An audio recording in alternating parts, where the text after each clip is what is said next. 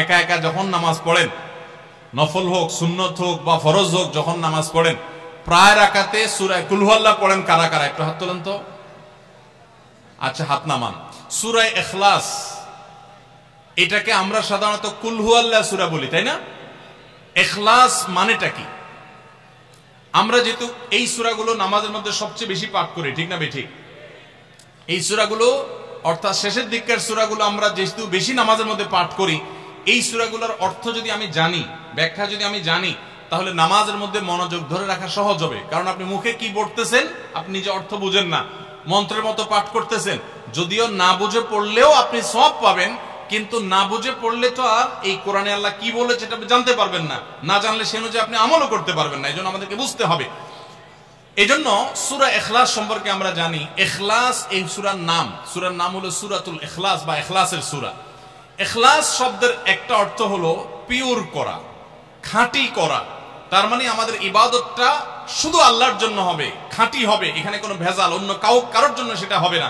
আমাদের দোয়াগুলো সব শুধু আল্লাহর জন্য হবে, খাঁটি এবং ফ্রেশ ভাবে আল্লাহর জন্য নিবেদন করবো, সাথে আর কারোর সেখানে শরীক করব না। এই জন্য এই সূরার নাম ইখলাস, যে এই সূরার মধ্যে আল্লাহর ইবাদত, একত্ববাদ, তাওহীদ এটাকে খাঁটি করবার নির্দেশ দেওয়া হয়েছে। আল্লাহর কোনো শরীক নাই, এই জন্য এটাকে সূরা ইখলাস বলা হয়েছে, খাঁটি করার সূরা, ঈমানকে বিশুদ্ধ করা, তাওহীদকে ঠিক করার সূরা। একইভাবে ইখলাসের আরো বিভিন্ন অর্থ এবং বিভিন্ন ব্যাখ্যা আছে, আমরা শুধু এইটুকু বলি। এরপর আসা যাক সূরা কুল হুয়াল্লাহ। কেন আল্লাহ তাআলা এই সূরাটা নাজিল করলেন? কোরআনে কারীমের বিভিন্ন সূরা, বিভিন্ন আয়াত নাজিলের প্রেক্ষাপট আছে, যেটাকে শানে নুজুল বলা হয়। কেন এই সূরা আল্লাহ তাআলা আমাদেরকে দিয়েছে, এ সম্পর্কে প্রিয় নবী সাল্লাল্লাহু আলাইহি সাল্লামের এক সাহাবী, তার থেকে একটি হাদিস বর্ণিত আছে। সেই হাদিসের আলোকে আমরা জানি যে মক্কার মুশরিকরা, মক্কার কাফিররা, অবিশ্বাসীরা, তারা প্রিয় নবী সাল্লাল্লাহু আলাইহি সাল্লাম যখন তাওহীদের দাওয়াত দিলেন, আল্লাহর পথে আসার দাওয়াত দিলেন, তারা বলল, মুহাম্মদ, আমরা তো সবার বংশ পরিচয় জানি। সেই যুগে মানুষ উটের পর্যন্ত বংশ পরিচয় জানতো, শিখতো। তো নবী সাল্লাল্লাহু আলাইহি সাল্লামকে তারা জিজ্ঞাসা করেছে, মুহাম্মদ, তোমার যে আল্লাহর কথা বলো, ঈমান আনার জন্য বলো, তোমার আল্লাহর বংশ পরিচয়টা একটু আমাদেরকে জানাও।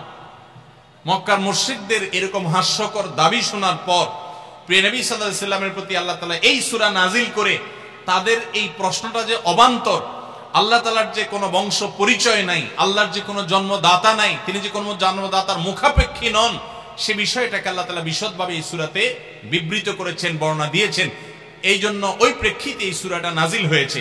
কোন কোন উলামা ইকরাম, কোন কোন মুফাসসিরগণ অবশ্য ভিন্ন আরো একাধিক কথাও বলেছেন, তবে এটি সবচেয়ে প্রসিদ্ধ এবং বেশিরভাগ মুফাসসিরদের মত এটি যে সূরা ইখলাস, কুল হুয়াল্লাহ সূরা নাজিল হয়েছে মক্কার মুশরিকরা প্রিয় নবী সাল্লাল্লাহু আলাইহি সাল্লামের কাছে আল্লাহর বংশ পরিচয় জানতে চাওয়ার মতো মূর্খতাসুলভ প্রশ্ন করেছে। সেই প্রশ্নের জবাবে এই সূরায় আল্লাহ রাব্বুল আলামিন বিস্তারিত বিবরণ দিয়েছেন। এবার আসুন আমরা এই সূরায় কি বলেছেন আল্লাহ রাব্বুল আলামিন সে বিষয়ে জানবো, এবং সেই সাথে এই সূরাটার বিশেষ ফজিলত আছে, সূরা ইখলাসের আবার স্পেশাল ফজিলত আছে কি সেটা আমরা জানবো ইনশাআল্লাহ তাআলা। আমরা প্রথমে আসুন সূরার অর্থ আমরা জেনে নেই। কুল হুয়াল্লাহু আহাদ। আমার সাথে সাথে আপনারা বলুন, কুল হুয়াল্লাহু আহাদ, আল্লাহুস সামাদ, লাম ইয়ালিদ ওয়া লাম ইউলাদ ওয়া লাম ইয়াকুল লাহু কুফুয়ান আহাদ। কুল হুয়াল্লাহু আহাদের অর্থ হলো বলুন। কুল মানে বলুন। এই কুলটা বড় কাফের কুল। আমরা অনেকে কয় রস্যকার কুল ও কুল, বড়ই লিখতে যে কুল লিখি আমরা ওই রকম বলি। এই কাফটা ভেতর থেকে আসবে, কুল। কুল কুল বললে তার অর্থ হবে বলো। আর যদি ছোট কাফের কুল অর্থাৎ বাংলায় করস্যকার কুল ও কুল লিখি যে আমরা ওরকম কুল যদি বলেন, আরবিতে তার অর্থ হলো খাও। একটা হলো বলো আর একটা হলো খাও। অর্থের মধ্যে বেশ কম আছে না নাই? অনেক বেশ কম। কোথায় খাওয়া আর কোথায় বলা। এই জন্য এই কফটাকে একটু শুদ্ধ করার চেষ্টা করতে হবে। কুল ভিতর থেকে, কুল কুল হুয়াল্লাহু আহাদ। এর অর্থ কি? কুল মানে বলুন। আল্লাহ তাআলা তার রাসূলকে বলছেন, হে রাসূল, আপনার ভেতরে যে বিশ্বাস আছে তাওহীদের প্রতি, সেই বিশ্বাসকে প্রকাশ করে বলুন, হুয়াল্লাহু, হুয়া মানে তিনি, আল্লাহ মানে তো আল্লাহ। বলুন যে তিনি আল্লাহ, আহাদ মানে একক, অদ্বিতীয়, তার কোনো শরীক নাই, তার কোনো অংশীদার নাই, তিনি একক। বংশ পরিচয়ে তার থাকার প্রশ্নই ওঠে না, যিনি একক, যিনি অদ্বিতীয়, যার কোনো শরিক নাই এবং যার কোনো পার্টনার নাই, যার কোনো ফ্যামিলির সদস্য নাই, যিনি একক, তার বংশ পরিচয় জানতে চাওয়া এটা মূর্খতা এবং অজ্ঞানতা। এজন্য আল্লাহ রাব্বুল আলামিন জানিয়েছেন, কুল হুয়াল্লাহু আহাদ, বলে দিন তিনি আল্লাহ যিনি একক, আল্লাহুস সামাদ, আল্লাহ হলেন সমাদ। সমাদ শব্দের অর্থ হলো যে তিনি হলেন সেই মহান সত্তা, সবাই যার কাছে মুখাপেক্ষী, তিনি কারোর কাছে মুখাপেক্ষী নন। সমাদ মানে হলো যিনি অমুখাপেক্ষী, যিনি কারো মুখাপেক্ষী না। পৃথিবীর সকল সৃষ্টি তার মুখাপেক্ষী, তিনি কারো মুখাপেক্ষী না। যেহেতু তিনি কারো মুখাপেক্ষী না, অতএব তার বাপেরও প্রয়োজন নাই, তার মায়েরও প্রয়োজন নাই, তার সন্তানের প্রয়োজন নাই, বন্ধুর প্রয়োজন নেই, তার কারোর কোনো প্রয়োজন নেই। সবার তাকে প্রয়োজন, কিন্তু তিনি কারোর কাছে মুখাপেক্ষী নন। আল্লাহুস সামাদ, লাম ইয়ালিদ ওয়া লাম ইউলাদ, যেহেতু তিনি কারো মুখাপেক্ষী নন, এজন্য তিনি কাউকে জন্ম দেননি। ওয়া লাম ইউলাদ, এবং তাকেও কেউ জন্ম দেয়নি। যেহেতু তিনি কোনো কারো মুখাপেক্ষী না, এজন্য তার বাপ মারও প্রয়োজন নাই। আমরা দুনিয়াতে আসার জন্য বাপ মার মুখাপেক্ষী, বাপ মা ছাড়া আসতে পারি না। যেহেতু আল্লাহ কারো মুখাপেক্ষী নন, এই জন্য তার কোনো জন্মদাতার প্রয়োজন হয়নি। ওয়া লাম ইউলাদ, এবং তিনি কাউকে জন্ম দেননি। কারণ আমাদের সন্তান সন্ততি জন্ম দিতে হয় আমাদের প্রয়োজনে, কারণ আমার বংশধারা ধরে রাখতে হবে, আমার নামটা ধরে রাখতে হবে, আমার সম্পদ রক্ষণাবেক্ষণ করতে হবে, বৃদ্ধকালে আমাকে দেখাশোনা করতে হবে। এইসব কারণে আমাদের সন্তানের প্রয়োজন হয়। আল্লাহ তাআলা যেহেতু মুখাপেক্ষী নন কোনো কিছুর প্রতি, এই জন্য তার কাউকে জন্ম দিয়ে তার বংশটিকে রাখারও প্রয়োজন নাই, আবার তাকে কেউ জন্ম দেওয়ারও প্রয়োজন নাই। ওয়ালাম ইয়াকুল্লাহু কুফুয়ান আহাদ, আর তার কোনো সমকক্ষ নাই, তার সমান কেউ নাই, তার সাথে কোন প্রকার সাদৃশ্য হতে পারে এমন আর কেউ নাই। তিনি অদ্বিতীয়, তিনি একক। এই ছোট ছোট 4টি সূরায় আল্লাহ তাআলার 3টি গুণবাচক নাম আল্লাহ উল্লেখ করেছেন। আল্লাহর মূল নাম যেটা, সেটা উল্লেখ করেছেন আল্লাহ, তার জাতে পাকের নাম। আর এর পাশাপাশি আরো 2টি গুণবাচক নাম উল্লেখ করেছেন। এক হলো আহাদ, মানে একক, এটা আল্লাহর গুণবাচক নাম। আর একটা হলো সমাদ, এটাও আল্লাহর গুণবাচক নাম। এই নামগুলো আল্লাহ তাআলা উল্লেখ করেছেন। এই যে সূরাটা, সূরা ইখলাস আমরা জানলাম, এর অর্থ আমরা শুনলাম। এই সূরার ফজিলত কি? 3টা ফজিলত আপনারা শুনেন। 1 নম্বর, নবী করিম সাল্লাল্লাহু আলাইহি সাল্লাম বলেছেন, এই সূরা ইখলাস এটা হলো কোরআনে কারীমের 3 ভাগের 1 ভাগ। বলেন সুবহানাল্লাহ। সূরা ইখলাস বা কুল হুয়াল্লাহ সূরাটা হলো কোরআনে কারীমের কয় ভাগের 1 ভাগ? 3 ভাগের 1 ভাগ। 3 ভাগের 1 ভাগের মানে কি? এই সম্পর্কে কোন কোন তাফসীরবিদগণ বলেছেন, এর মানে হলো গোটা কোরআনে আল্লাহ তাআলা মৌলিকভাবে 3টা বিষয়ের আলোচনা করেছেন। কয়টা বিষয়? এই পুরো কোরআন জুড়ে আল্লাহ তাআলা আলোচনা করেছেন কয়টা বিষয়ে?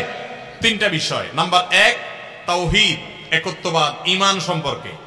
নাম্বার 2 আখবার, বিভিন্ন জাতি গোষ্ঠীর ইতিহাস আল্লাহ এখানে আলোচনা করেছেন। নাম্বার 3 এই কোরআন আল্লাহ তাআলা আলোচনা করেছেন আহকাম বা বিধিবিধান। ঈমানটা মানুষের, বিশ্বাসটা মানুষের সবচেয়ে গুরুত্বপূর্ণ। বিশ্বাস মানুষকে পরিচালনা করে, জন্য কোরআনে এটার আলোচনা সবচেয়ে বেশি। এরপর ইতিহাসের আলোচনা মানুষের অনেক বেশি প্রয়োজন শিক্ষা গ্রহণ করবার জন্য পূর্বের ঘটনাবলী থেকে, সেজন্য সেগুলোও আছে। আর 3 নম্বর বিধিবিধান, মানুষ কিভাবে চললে কোন দিকে গেলে লাভ হবে, কোথায় গেলে ক্ষতি হবে, সে হালাল হারামের বিবরণ কোরআনে আছে। 3টা বিষয়ের আলোচনার মধ্যে একটা হলো তাওহীদ বা ঈমান। এই সূরা ইখলাস এমন একটা সূরা কোরআনের, এই একটা সূরাতে পুরা সূরা 4টা আয়াতের সবগুলো আয়াতে শুধু ঈমান সম্পর্কে, শুধু আল্লাহর জাত সম্পর্কে বলা আছে। বলেন সুবহানাল্লাহ। ভাইরা আমার, এই সূরা ইখলাস বা সূরা কুল হুয়াল্লাহ এটা কোরআনে কারীমের 3 ভাগের 1 ভাগ। এটা একটা ব্যাখ্যা। আরেকটা ব্যাখ্যা হলো, কোরআনে কারীম যদি কেউ পুরাটা পড়তে পারে, যে পরিমাণ সওয়াব সে লাভ করবে। শুধু কুল হুয়াল্লাহ সূরা যদি একবার পাঠ করে, কয়বার? একবার যদি পাঠ করে, কোরআনে কারীমের 3 ভাগের 1 ভাগ তেলাওয়াত করার সওয়াব আল্লাহ তাআলা ওই ব্যক্তিকে দান করেন।